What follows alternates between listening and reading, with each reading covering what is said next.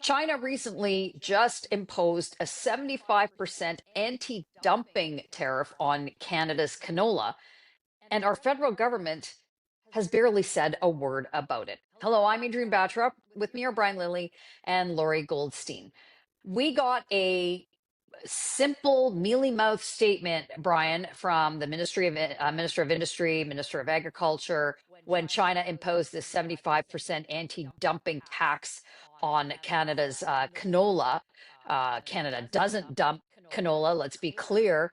And perhaps because it's not the US, perhaps because it's not Donald Trump, it's not sexy enough for people to get excited about this.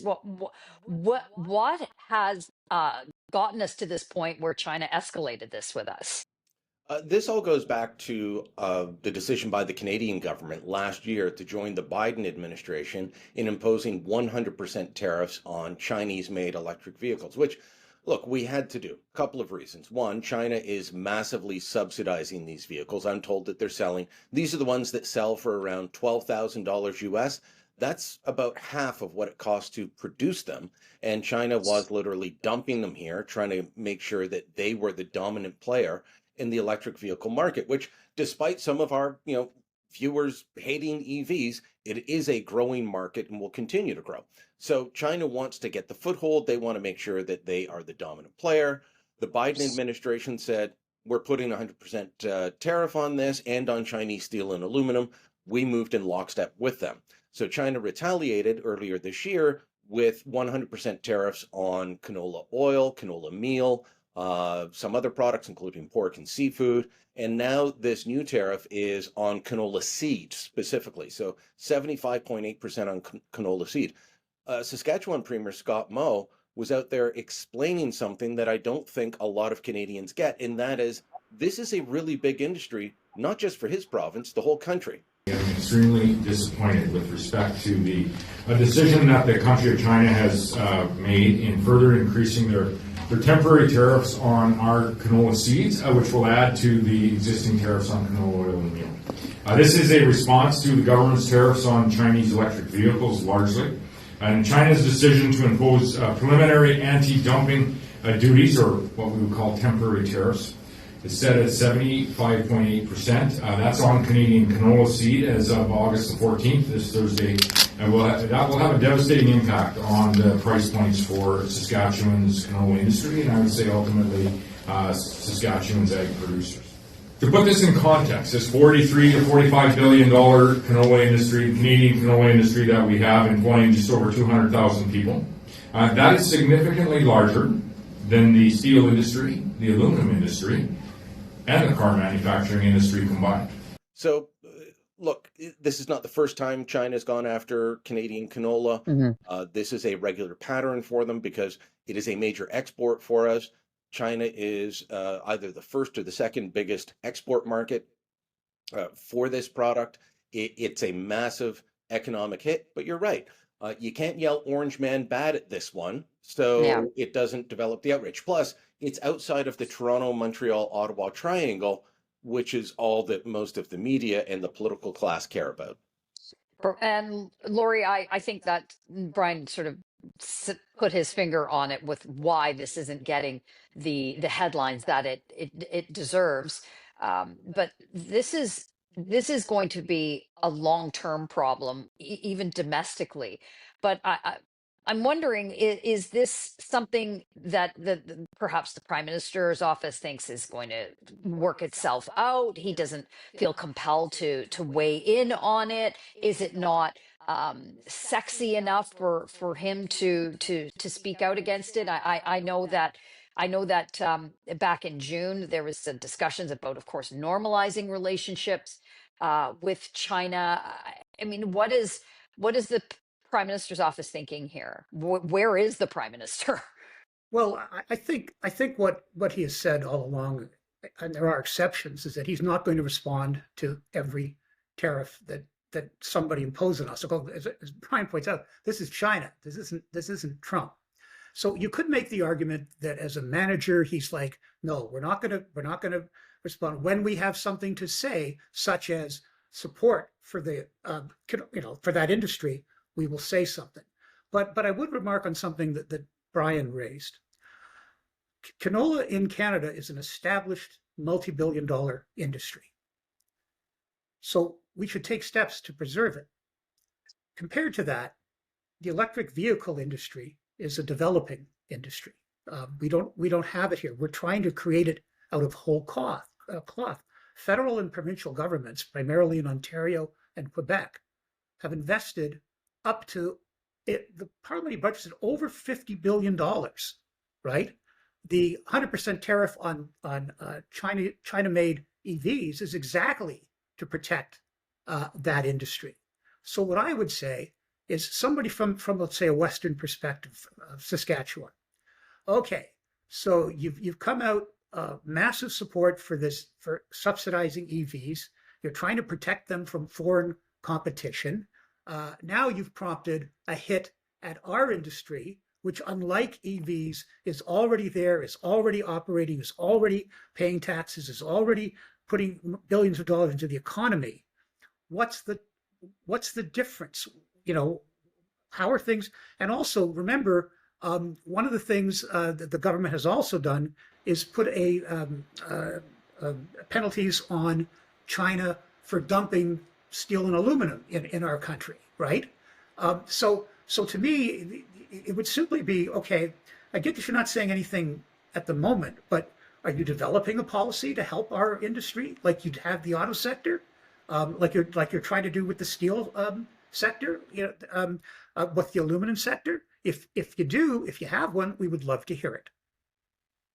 This all, of course, is happening, Brian, when Canada still has no trade deal signed, or even the contours of a trade deal with the United States. And we were all told and sold the bill of goods that Carney was a great negotiator and he's going to be able to get all these things done. Yet it seems that there's hit after hit against Canada. Well, I'm just looking at my calendar now, and it is 1, 2, 3, 4, 5, 6. We're at 7 weeks since Mark Carney and Donald Trump talked. So that's a problem. We're also being hit with tariffs by India, by the way. So we're being hit all over, but all the focus is on the United States, and Carney isn't even negotiating there. On dealing with China, I mean, talk about how differently we treat the trade war, if you want to call it that, between the various countries. With the United States and with Trump, it's all elbows up and lots of nasty rhetoric, including from Doug Ford, who's going off the rails on this issue, in my opinion. But with China, don't worry about it. And yeah, by the way, we'll not only buy 4 ships for BC ferries through the British Columbia government, the federal government will finance the deal to the tune of $1 billion. It's a very different way of handling this on both. Carney is not proving to be the great negotiator. I know his supporters keep saying, well, it hasn't been that long. It's been, he was sworn in as PM March 14th, won the election April 28th. There's been plenty of time. Since the election, it's been more than 100 days. You know what? Who got a deal in less than 100 days on softwood lumber, a very sticky, difficult issue? Stephen Harper, less than 90 days after he was elected, this guy who had no international experience, was not the great negotiator that Mark Carney claims to be. He got a deal in less than 90 days on softwood lumber that brought prosperity and stability to that industry and the country. We need to be doing more. We seem to be sitting back. And I don't know what the plan is. Do we just ignore China's tariffs? Are we trying to wait Donald Trump out? I have no clue. Lorrie, last word to you. What do you think the strategy is here? Is it just to hurry up and wait? Let's see what happens next. What country is going to wall us up with something else? I mean, this is hurting our domestic market. This is hurting our economy. We have high unemployment. We have high inflation. All of these things are interconnected, yet we don't seem to be getting any sort of transparency of what's the next steps are from the federal government. Yeah, I think there's a cognitive dissonance between what the Liberals sold Canadians on during the Liberal leadership race and what their policy is today. During the Liberal leadership race, Mark Carney said, we have to respond with dollar-to-dollar tariffs. He quickly, by the end, by one of the leaders' debates, he'd already abandoned that. He said, look, we can't do that. Their economy is 10 times the size of ours. But the problem for Canadians, I think, is most of them who don't pay as close attention to politics as we do, they remember the images from the election, elbows up and the commercial, and yet today there's just a poll out today. I think it was in the National Post. The Canadians are now deeply divided on, do you do elbows up or do you do elbows down and try to make a deal? And it's almost split now. It's 45% say elbows up, so that propaganda rhetoric from the election still holds some sway. But 41% are saying, no, like we got to be reasonable here. Because every time we do a counter tariff, we pay more.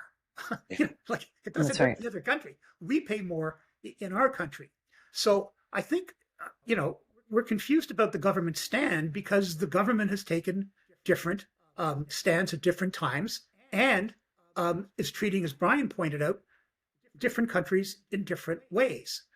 I don't mind if the idea is, okay, I get you. We don't want to respond to everything. We'll wait for the deal. But now they're saying, you know what?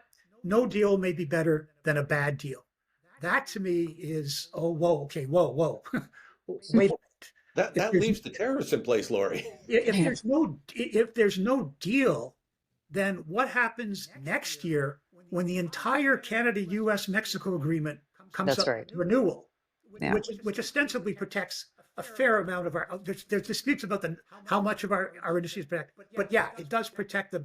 So, well, okay, but if there's no deal for this, then what are you going to reach a deal on the CUSMA, which is the main layer? And so I just all along been more and more alarmed by how Carney has gradually been walking back what he said he would do during the election. Things like, well, yeah, there probably will be some tariffs. Some tariffs? What tariffs? What are you talking about? And look, he's been walking back, and now it's, it wouldn't be terrible if we didn't get a deal. No, that would be pretty bad. So I want our government to succeed in this. I want them to be able to come to an agreement we can all live with. That, in fairness, may include some border, baseline tariffs. That's I get right. that. This is Trump. Trump was the initiator of this. I don't blame Mr. Carney for starting this fight, right? Mr. Trump did. But at some point, you can't just talk the talk. You got to walk the walk. So far, we haven't seen much walking. Well, let us know what you think in the comments below. Like this video and subscribe to our YouTube channel and go to the TorontoSun.com. You'll find commentary and coverage there you will not find anywhere else.